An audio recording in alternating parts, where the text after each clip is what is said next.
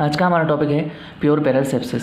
Puerperal sepsis क्या होता है, डेफिनेशन इसकी WHO के अकॉर्डिंग कुछ अलग है और हमारी जो स्टैंडर्ड बुक है DC दत्ता उसके अकॉर्डिंग कुछ अलग है। अगर हम WHO के अकॉर्डिंग देखें तो WHO ने कहा according to WHO puerperal sepsis is defined as a infection of the genital tract. आपकी जेनिटल ट्रैक्ट का इन्फेक्शन है, कब होता है तो अकरिंग एट लेबर, या तो आपके लेबर के टाइम पे या फिर with in 42 days of the postmortem period. आप पोस्टमार्टम पीरियड आप जानते होंगे जो आपकी डिलीवरी के बाद वाला पीरियड होता है। या फिर दूसरा डेफिनेशन क्या है, an infection of the genital tract, वही सेम चीज़ है कि इन्फेक्शन आपकी जेनिटल ट्रैक्ट का which occur as a complication of delivery. इनका कहना है कि डिलीवरी का कॉम्प्लिकेशन होता है, डिलीवरी हुई उसके बाद जो कॉम्प्लिकेशन है उसका ये रिजल्ट होता है आपका। या फिर मिस कैरेज इस term as a puerperal sepsis, तो ये DC दत्ता बोलती है अपनी।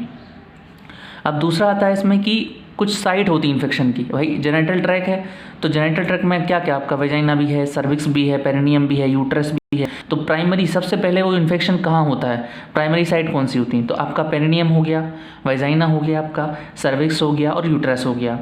फिर आता है कि इसके लिए प्रीडिस्पोजिंग फैक्टर क्या होते हैं। प्रीडिस्पोजिंग मतलब कौन कौन से फैक्टर जो होते हैं जो इसको करा सकते हैं। तो देखो एंटीपार्टम और इंट्रापार्टम। एंटीपार्टम मतलब आपके डिलीवरी के पहले या ड्यूरिंग प्रेगनेंसी कौन कौन से फैक्टर हैं जो इस चीज़ को आपके रिस्क को बढ़ाते हैं। तो पहला एंटीपार्टम में है, जैसे आपकी मदर जो है मतलब जो वुमेन है जो प्रेग्नेंट है वो माल नरिश है, मतलब प्रॉपर न्यूट्रिशन नहीं लिया उसने, उसको एनीमिया हो रखा है, या फिर उसको प्री टर्म लेबर हो गया, समझ गए होगी जो full term labour pre term definition पहले पता होना चाहिए आपको। या फिर आपका जो प्री मेच्योर रप्चर, जो आपका रप्चर है जिसमें कोरियन एमनियोन जो मेम्ब्रेन है वो क्या हो गई, पहली रप्चर हो गई, तो pre mature rupture of membrane. या फिर PPROM के केस में HIV पेशेंट है तो HIV है मतलब यूनी पहले से इम्यूनिटी उसकी वीक है तो इन्फेक्शन पहले हावी हो जाएगा उस पर। डायबिटीज़ है मदर को, या फिर ओबेसिटी का केस है। दूसरा इंट्रापार्टम मतलब डिलीवरी के टाइम पे क्या क्या चीज़ें हो सकती हैं जिसकी वजह से आपको प्यूरपेरल सेप्सिस हो सकता है, मतलब कौन कौन से प्रीडिस्पोजिंग फैक्टर हैं। तो जैसे कीटोएसिडोसिस कब, ड्यूरिंग लेबर के दौरान। एंटीपार्टम हेमरेज हो गया या पोस्टपार्टम हेमरेज। एंटीपार्टम आप जानते होंगे प्लेसेंटा प्रीविया, अब्रप्सियो प्लेसेंटा, या पोस्टपार्टम हेमरेज हो रहा है आपका। प्रोलॉन्ग लेबर आपका बहुत लंबे टाइम तक बढ़ रहा है, अब ज़्यादा लंबे समय तक रहेगा लेबर तो उसमें भी दिक्कत है। ऑब्स्ट्रक्टेड लेबर है आपका, मतलब आपका डिलीवरी फीटस और जो पेल्विक है उनका डिस्प्रोपोर्शन हो गया, उस वजह से भी होता है, ऑब्स्ट्रक्टेड लेबर हो गया। ट्रॉमेटिक वेजाइनल डिलीवरी, ट्रॉमा हो गया वेजाइनल डिलीवरी के टाइम पे, इस वजह से भी ये सब प्रीडिस्पोजिंग फैक्टर हैं। या फिर डिहाइड्रेशन के केसेस में, तो ये हो गया आपके क्या प्रीडिस्पोजिंग फैक्टर। फिर आता है कि कौन से कॉजेटिव ऑर्गेनिज्म अफेक्ट करते हैं।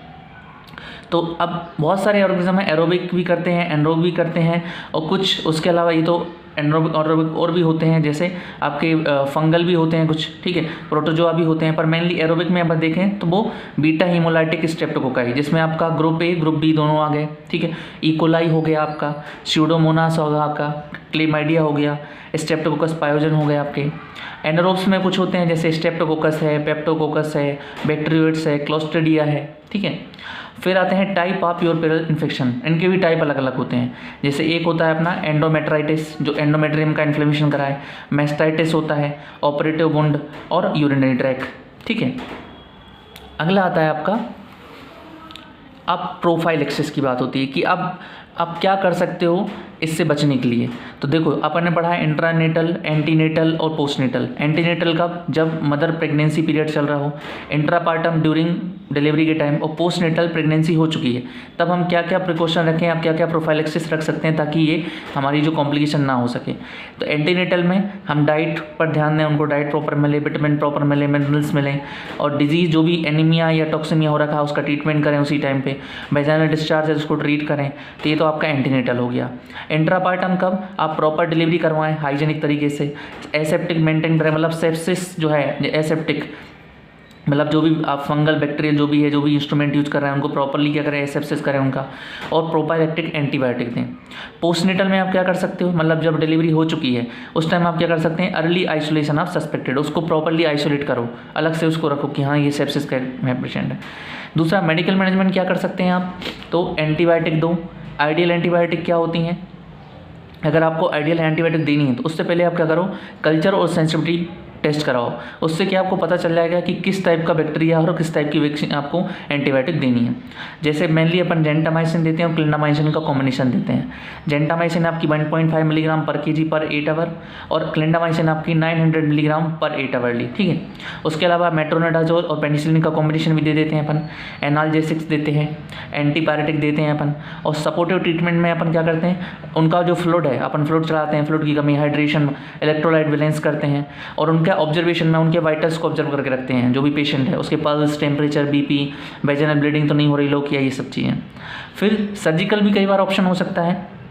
सर्जरी कब हो सकता है, जब remove any reproductive part of आपका कंसेप्शन का कोई पार्ट रह गया है, उस केस में आप हटाओगे, ठीक है।